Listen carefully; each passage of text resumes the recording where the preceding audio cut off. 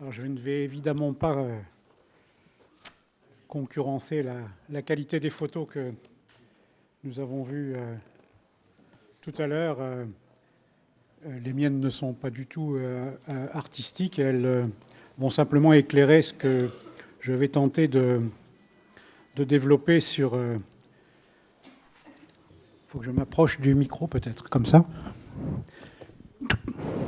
C'est mieux là ? Merci. Je compte sur toi. Oui, donc sur tout ce qui se passe en France et peut-être un peu plus loin, au niveau des organisations qui traitent qui approchent la question sahraoui. Je remercie à nouveau Marjorie Bellet pour tout ce qu'elle a pu faire, et j'ai vu que depuis hier, c'est une course contre la montre, et il y a eu les grèves, etc. Mais enfin, c'est très important que nous puissions, de temps en temps, malheureusement, évoquer la question du Sahara occidental de manière publique et sans difficulté, jusqu'à présent. Inch'Allah.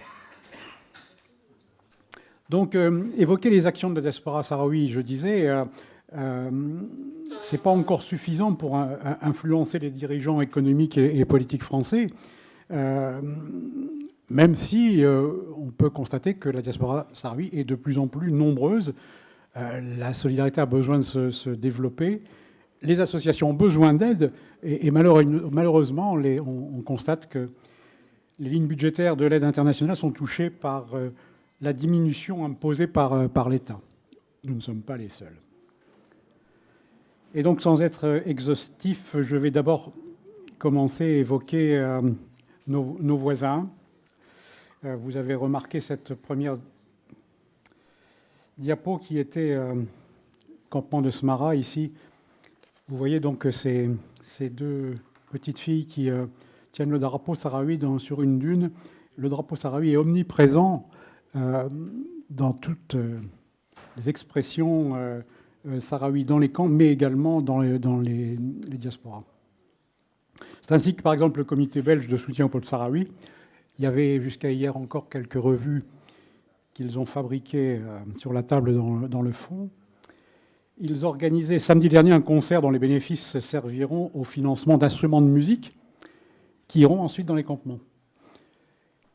Nous avons également l'ARSO, qui est l'Association pour un référendum libre et régulier au Sahara occidental, qui publie régulièrement des informations sur la lutte sahraoui et le comité suisse de soutien au peuple sahraoui.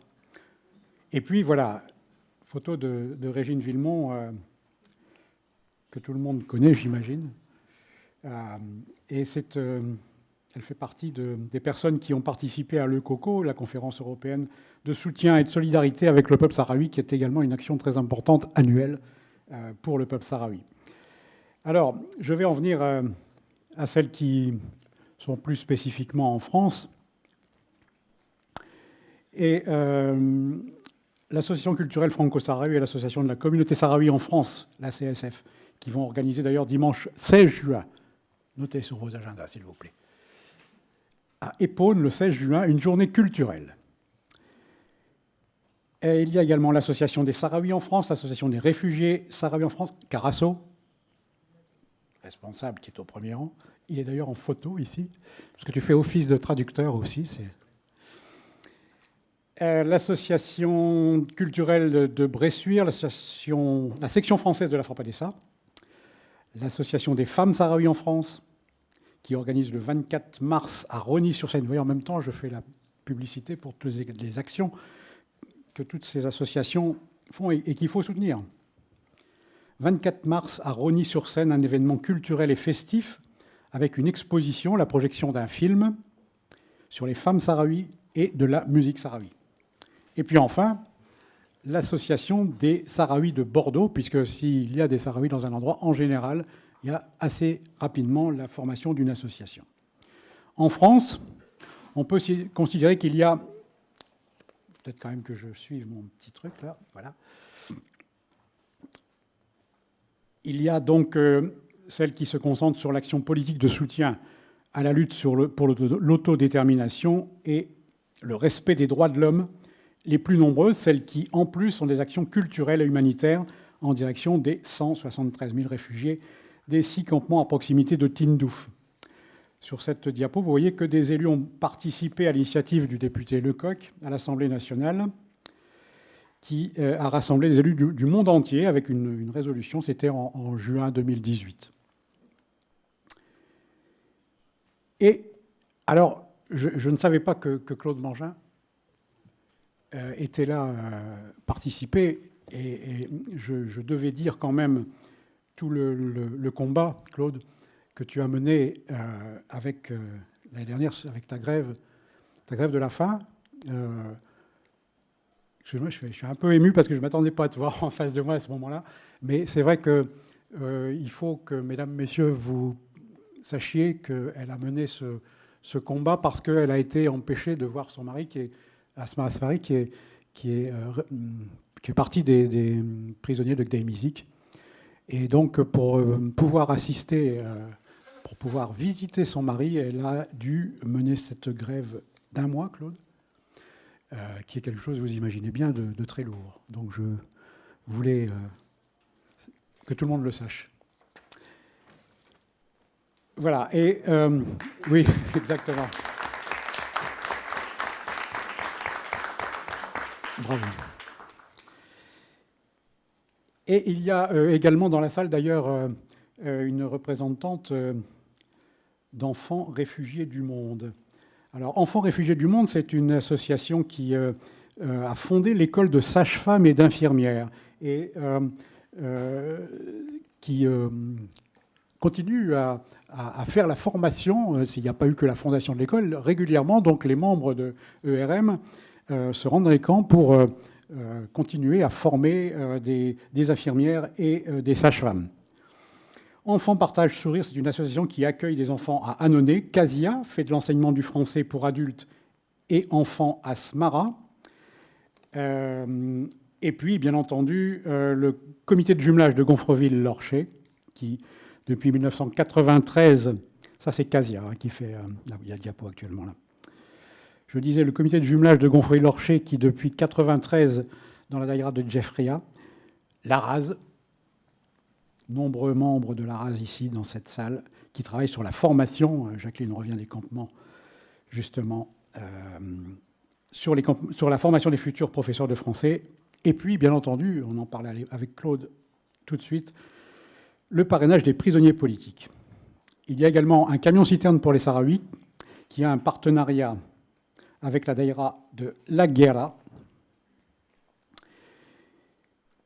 Alors, ce camion-citerne a au départ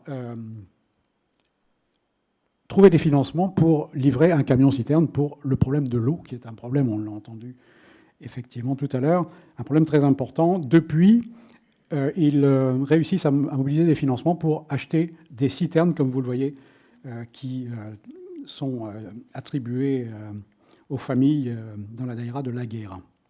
L'APSO, dont j'ai parlé hier, qui est donc spécialisé sur les ressources et qui est le relais de WSRW, et puis UISO, je ne vais pas vous dire qui est UISO, vous l'avez vu ce matin. Alors, il y a également une place spéciale pour l'ACAT, qui sont les chrétiens qui militent contre la torture. Ce n'est pas une association spécifique sur la lutte pour l'autodétermination du peuple sahraoui, mais ils ont quand même une section, on va dire, certaines sections qui suivent des prisonniers politiques sahraouis dans les geôles du Maroc et qui participent régulièrement à nos manifestations, comme encore récemment à Nancy pour les prisonniers politiques. La lutte pour l'autodétermination est également un des axes de la FASPA, chère à sa secrétaire générale Michel de Caster. La FASPA, ça veut dire Association française d'amitié et de solidarité avec les peuples d'Afrique. Et puis, dire un mot quand même aussi de plusieurs communes qui aident à la prise en charge du financement des vacances des enfants sahraouis en France. Alors, je vais les citer rapidement. Parfois, ce sont des financements. Parfois, elles accueillent dans les centres aérés pendant les vacances. Rezé, Saint-Nazaire, Nanterre, Gonfreville, Vendeuvre-les-Nancy, Geoff, Saint-Denis, Vitry-sur-Seine, Ivry-sur-Seine. J'en oublie peut-être, mais celles-là en particulier sont repérées comme étant actives. Voilà, je savais bien que j'allais en oublier une. Merci. Sur l'accueil, il y a aussi les éclaireurs de France et le secours populaire. Et je vais revenir à plusieurs reprises sur l'accueil des enfants en France, géré par la plateforme pour la solidarité avec le peuple sahraoui. Je pensais peut-être voir Jean-Paul Lemarec, le secrétaire général. Cette particularité de l'accueil est également gérée par Jean-Michel Dugas et Serge Lebray. Alors, comme je ne peux pas tout faire, vous voyez, moi je suis un homme, je ne peux pas faire plusieurs choses à la fois. Voilà ce que je voulais dire sur l'accueil des enfants. Ce sont des enfants qui arrivent ici à Lyon l'année dernière. Alors, notre association en Lorraine, l'association de solidarité avec le peuple sahraoui, qui a été créée effectivement le 8 novembre 2010, précisément, nous continuons à organiser des voyages dans les campements de réfugiés. Le dernier, au mois de février, c'était le 10e. Et ça nous permet de travailler en fonction des demandes des Sahraouis. Parce qu'évidemment, il faut faire attention à ne pas reproduire les pratiques des colonisateurs et ne pas imposer ce qui n'aurait pas été décidé par les Sahraouis eux-mêmes. C'est une évidence. Alors, le plus gros dossier, je viens d'y faire allusion tout de suite, c'est l'accueil des enfants. Et pour la 4e année consécutive, nous allons cet été, fin juillet, début août, accueillir 8 enfants. Je voulais dire que nous voyons régulièrement, malheureusement, le nombre d'enfants accueillis en France baisser. Nous sommes cette année à 86 enfants accueillis, alors qu'ils sont des milliers en Espagne. Vous avez bien entendu ce que je viens de dire tout de suite. Ça veut dire que si dans la salle, vous avez des velléités, merci, si vous avez des velléités pour accueillir des enfants cet été, il faut nous le faire savoir. Nous avons besoin de familles d'accueil. Parce que l'essentiel de nos actions, si l'essentiel de nos actions est destiné au financement de la venue des enfants, et donc l'autre action, c'est le recrutement des familles d'accueil qui hébergent ces enfants. Alors, pourquoi faire venir des enfants en France, me direz-vous? J'attendais votre question. C'est qu'il s'agit de faire découvrir d'autres cultures. Échanger sur les modes de vie au travers de photos, de rencontres, et nous insistons pour que les familles apprennent quelques phrases en français. Je veux à boire, s'il te plaît. Et ça permet ensuite d'avoir des premières bases pour que quand les enfants ensuite iront, j'espère, dans les classes de français, ils auront ces quelques petites approches déjà. Cette action, en même temps, permet aux enfants d'échapper à l'espace d'1 ou 2 mois aux températures qui peuvent parfois dépasser 50 degrés. Alors, les manifestations de sensibilisation à la lutte des Sahraouis, par exemple, c'est l'organisation d'une table ronde à Sciences Po avec Brigitte, qui a été la maître d'œuvre de cette opération, en coopération avec le SAF, avec l'association des étudiants de Sciences Po, où sont intervenus Oubi Bouchraya, avec brio, avec Karima Ben Abdallah et avec maître Ingrid Metton. Nous participons également à des émissions sur Radio Caraïbes, et la dernière invitée était justement Michel de Caster, dont j'ai parlé tout à l'heure. Des projections de films, je cite The Runner, avec Salah Hamaïdan, qui avait quand même fait la conférence au conseil départemental de Meurthe-et-Moselle le matin, et le lendemain, il gagne la course à Gondreville, près de Nancy. Et puis, dis-leur que j'existe, évidemment, sur le combat de Naïma Asfari, en présence de Claude. Nous faisons également des expositions de photos, celles des femmes sahraouis, ou des objets artisanaux que nous allons acheter dans les camps. À chaque fois, ce sont des prétextes qui nous permettent de faire connaître la lutte des Sahraouis pour l'autodétermination. Alors, juste une petite chose, vous voyez, j'ai ici un petit bracelet qu'un Sahraoui m'a remis lors d'un voyage récent. Quand on me demande, évidemment, pourquoi j'ai ça, eh bien, j'explique à ce moment-là la lutte pour l'autodétermination du peuple sahraoui. C'est évidemment le prétexte. Là aussi, je vous invite, n'hésitez pas à avoir ces petits objets qui vous permettront ensuite de parler de cette lutte. Alors, plus spécifiquement, lorsque nous allons, nous, dans les campements, eh bien, nous... Attendez, où c'est que j'en suis là? parce que je parle à tous azimuts. Oui, alors je disais qu'on préparait le 11e voyage pour le mois d'octobre, et nous le menons pour suivre des projets débutés lors des voyages précédents, et pour faire découvrir la question à de nouveaux adhérents. D'ailleurs, Claude est sur le même principe, puisque fin février, tu as organisé un gros déplacement pour le 27 février. On en a parlé aussi tout à l'heure, je ne reviens pas dessus. Alors, nous développons, je disais, les projets qui aboutis. On a travaillé sur l'isolation du sable, pas de la chaleur, d'une bibliothèque de l'ASPEC, en leur fournissant des méthodes d'apprentissage de langue française et de livres en français. 1 minute, oh, ça va être difficile. Alors, il va falloir que j'aille plus vite, sans doute. Oui, je l'ASPEC, donc voilà. Et en fait, je vais tout de suite venir à ces gros travaux de la salle polyvalente qui est à l'école d'Elandala, parce que nous avons signé un partenariat avec une école pour, je disais tout à l'heure, nous concentrer sur un territoire. Nous avons trouvé des financements avec le conseil départemental de Meurthe-et-Moselle et les dons de nos adhérents pour construire cette salle que vous voyez derrière sur plusieurs années. Voilà terminée depuis février. Les photos ont été prises. Il faut maintenant qu'on travaille sur l'intérieur, l'électricité, la peinture, etc.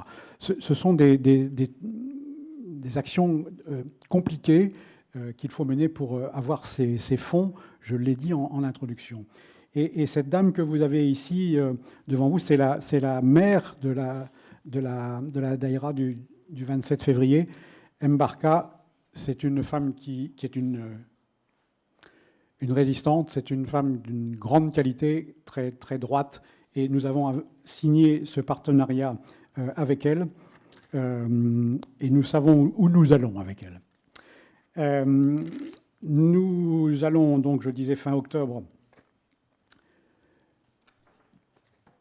continuer les travaux dans cette salle, et pour continuer à parler toujours de la lutte pour l'autodétermination, nous approvisionnons des céramiques coopératives de femmes. Il y a des mots importants dans ce coopératif. En France, on a du mal déjà à les faire, mais les femmes sahraouis réussissent à monter des coopératives en vendant les objets qu'elles fabriquent. Donc, formation des femmes et donc vente des objets.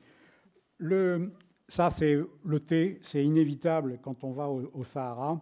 Et nous vendons également, non pas cette théière que vous voyez là, mais nous vendons des théières que l'Arbib, les Bib, décore avec de la peinture au vinyle. Et donc, vous pouvez même nous demander des théières à votre nom, si vous voulez. Il va ensuite les décorer. Voilà, on m'a dit qu'il fallait que je conclue. Je voulais juste vous dire qu'il y a encore beaucoup à faire. J'ai mis cette diapo sur l'approvisionnement de l'eau parce que c'est vous imaginez, j'ai dit 50 degrés, 55 degrés. C'est un problème incroyable. On n'imagine pas ce que c'est que cette température quand on est en France. Voilà comment ça se passe. Le camion vient au château d'eau et ensuite c'est livré dans les poches. Alors, je ne pourrais pas vous parler de ce que nous ont dit les gens avec qui nous sommes en contact très régulièrement dans les camps et qui nous guident, qui nous traduisent lorsque nous avons besoin de rencontrer les autorités locales. Et lorsqu'ils disent effectivement qu'ils ont 1000 litres par mois en hiver et 2000 litres les mois d'été d'eau, ça a été dit tout à l'heure, c'est effectivement un gros problème. Et je termine sur le mot problème parce qu'il faut que vous reteniez l'ampleur qui est très importante. Et nous savons désormais, je pense, que ce problème ne sera réglé que lorsqu'ils auront l'indépendance. Merci.